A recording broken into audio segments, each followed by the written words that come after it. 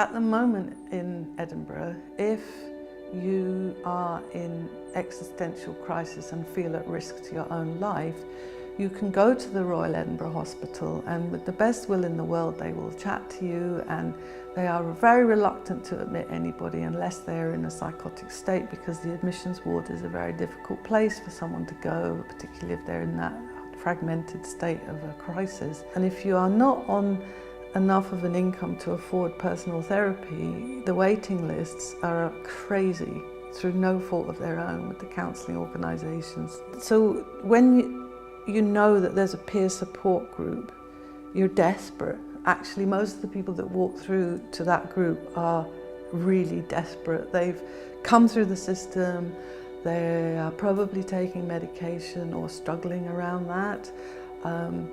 They may be in a therapeutic relationship already with a therapist. They may be accessing other services like the River Centre, the trauma centre, but they're still really agitated, depressed, anxious, not sure, and they sit and they look around the room and probably think, what the hell am I doing here? You know, what's going to happen to me? And those that have been coming to the group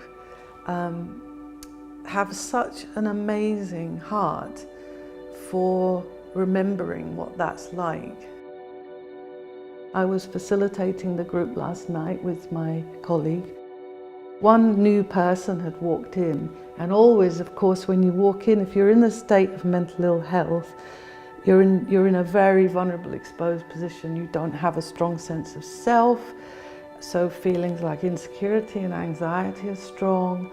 She had shared that she was feeling pretty bad, and at one point she said, looking at the floor, and of course I can't tell my friends, I can't tell my work people because no one will understand how I feel. At which point, when she dared to glance up, I watched 15 people in a Mexican wave, because one of the lovely things a peer group does in the way it works with Health in Minds is if you feel solidarity with what someone's saying, put your hand up.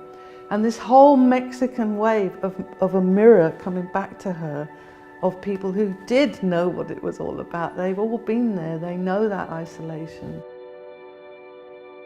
When you're suffering or in your own vulnerability, you really need to feel, when you share that with another person, that the eyes looking back at you have the heart and understanding to be able to say, yeah,